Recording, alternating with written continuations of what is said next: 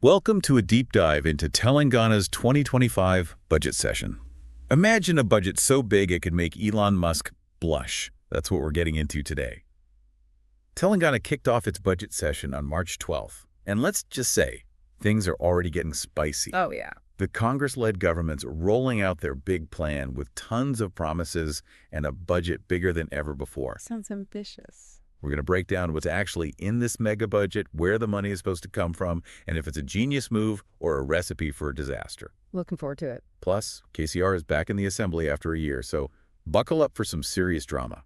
What's particularly interesting here is the sheer scale of the ambition, especially given the state's current financial picture. Right. It's a delicate balancing act, trying to invest in social programs while aiming for long-term economic growth. Right, because on one hand, you have Governor Jishnu Dev Varma's opening speech, which was full of these sweeping promises of inclusive development, social justice, and holistic progress. It all sounds fantastic, of course. But how does that translate into actual rupees and pays? Well, that's where the record-breaking budget comes in. Okay. The government is proposing somewhere between 3.15 lakh crore and 3.2 lakh crore. Whoa. That's 3.15 trillion to 3.2 trillion rupees. Right. For anyone not familiar with the term lakh crore, Right. it basically means 100,000 crores. Gotcha.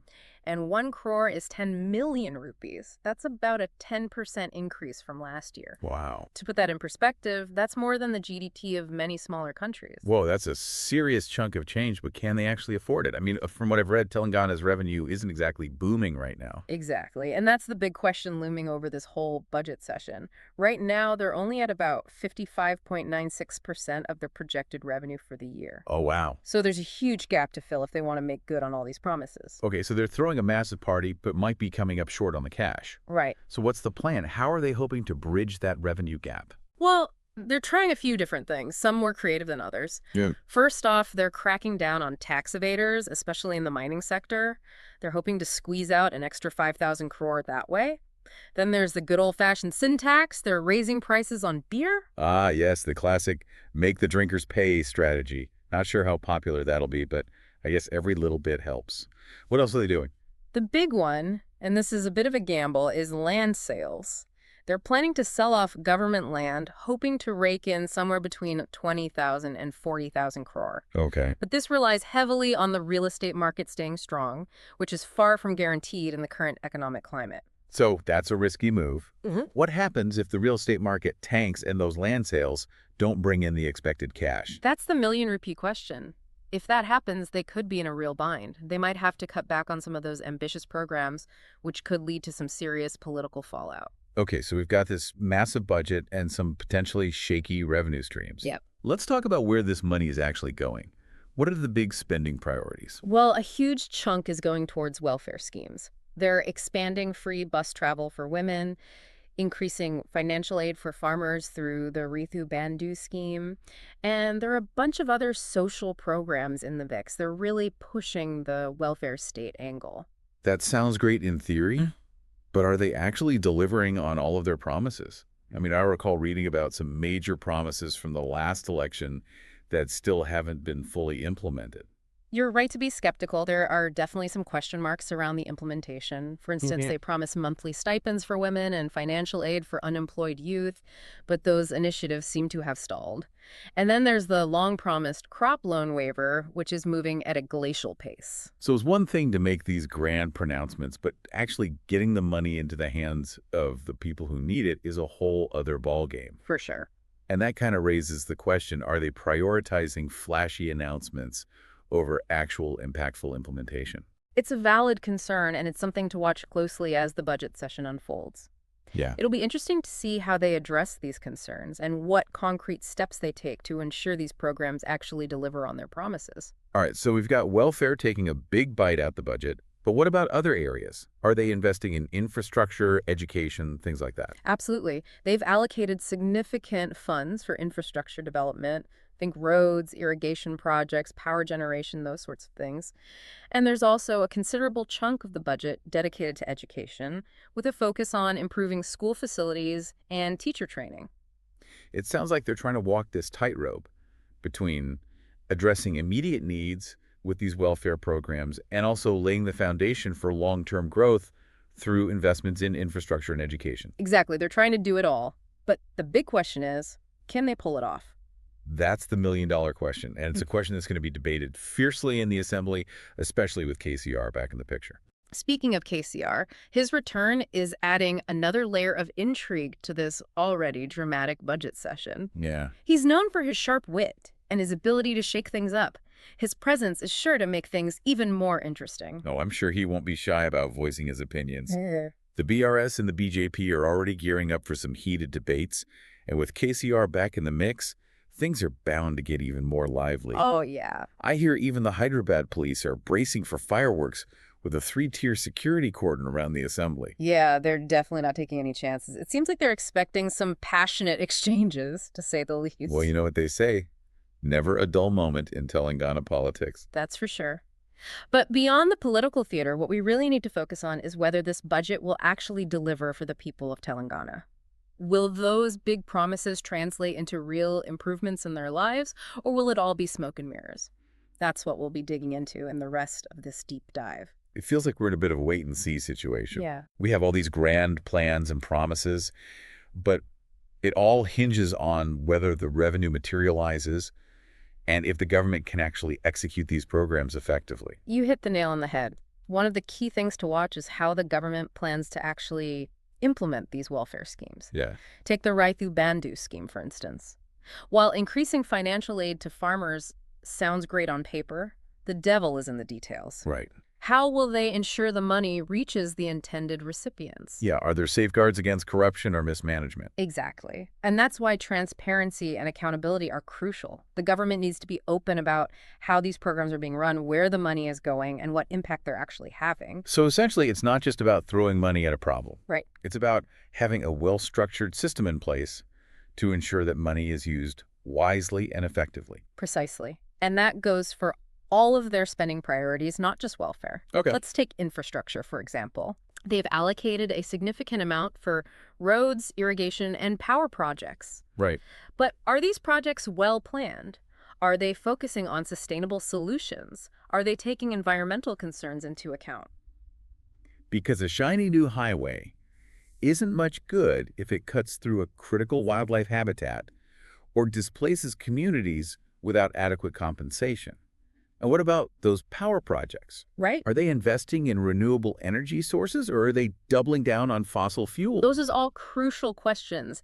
And this is where public scrutiny and a strong opposition can play a vital role. Yeah. They can hold the government accountable and ensure that these projects are not just about flashy announcements, but actually contribute to sustainable and equitable development. Right. So it seems like a key takeaway here is that it's not enough to just look at the budget numbers in isolation. Yeah. We need to consider the context, the potential risks, and the long-term implications of these decisions. Absolutely. And we need to remember that this budget isn't just about numbers and spreadsheets. It's about people's lives. It's about farmers hoping for a lifeline, students hoping for better schools, and communities hoping for a brighter future. And that brings us to another critical element, the political landscape. Right. This budget session isn't just about financial planning. It's also a stage for political maneuvering, power plays, and let's be honest, a fair bit of drama. Oh, absolutely. The assembly is going to be a hotbed of activity with all the major players vying for attention and trying to score political points. Yeah. The BRS, the Congress, the BJP, they'll all be using this platform to push their agendas and try to outmaneuver each other. And with KCR back in the mix, it's like adding gasoline to a fire. Yeah. He's a master strategist and a powerful orator. Right. His presence is going to electrify the assembly and likely lead to some pretty fiery exchanges. And let's not forget the smaller parties and independent MLAs who will also be trying to make their voices heard. They often play a crucial role in these budget debates, sometimes siding with the ruling party, sometimes aligning with the opposition, and sometimes taking an independent stand, depending on the issue at hand. It's like a giant game of chess, with each player making their moves, trying to anticipate their opponent's strategies, and ultimately trying to gain an advantage. Exactly, and the stakes are high. The outcome of this budget session could have a significant impact on the political landscape of Telangana, influencing the upcoming elections and shaping the state's trajectory for years to come.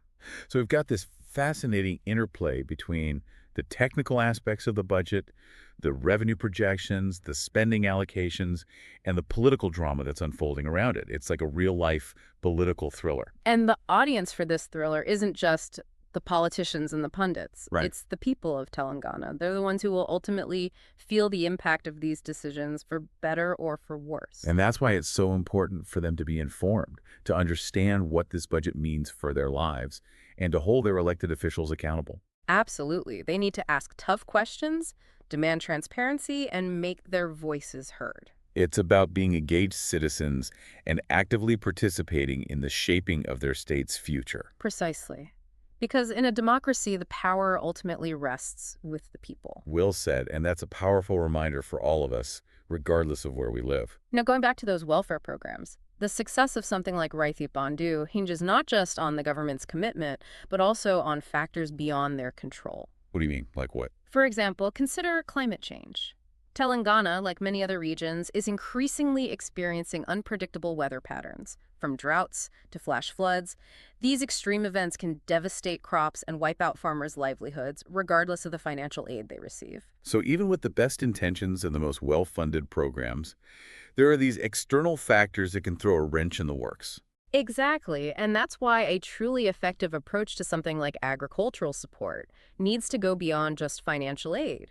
It needs to encompass things like climate-resilient farming practices, access to better irrigation technologies, and crop insurance schemes that can protect farmers from those increasingly frequent climate shocks. That makes a lot of sense. It's about building a more resilient system overall, not just putting Band-Aids on the problem. Precisely. And that requires a holistic approach that takes into account the interconnectedness of these issues. For example, investing in education can have a ripple effect on the entire state. A better educated workforce can attract more investment, boost innovation, and lead to higher paying jobs. But if those educational opportunities aren't accessible to everyone, particularly to those from marginalized communities, then the state risks exacerbating existing inequalities. It's about creating a system that lifts everyone up, not just a select few. Exactly, and that's why this budget session is so crucial. It's a chance for Telangana to set a course for a more equitable and sustainable future. But as we've discussed, there are a lot of challenges ahead. The revenue situation is uncertain, the implementation of these programs is complex, and the political landscape is, well, let's just say, dynamic. It's certainly not going to be easy, but I think what gives me hope is the level of engagement and awareness among the people of Telangana. They're asking tough questions, demanding accountability, and holding their leaders' feet to the fire. That's encouraging to hear because ultimately the success of this budget, or any government initiative for that matter, depends on an informed and engaged citizenry. Absolutely. It's about people understanding the issues, participating in the debate, and making their voices heard. That's what true democracy is all about. Well said, and that, I think, is a perfect note to wrap up our deep dive into Telangana's 2025 budget session. It's been quite a journey, exploring the intricacies of this massive budget, the potential risks and rewards, and the fascinating political drama unfolding around it. It's a story that's still being written, and we'll be watching closely to see how it unfolds. To our listeners, we encourage you to stay engaged, stay informed, and keep asking those tough questions. The future of Telangana, like any democracy, is shaped by the active participation of its people. And who knows, maybe you'll even be inspired to dive deeper into these issues yourself and become a part of the solution. That's what we hope for. Until next time, stay curious.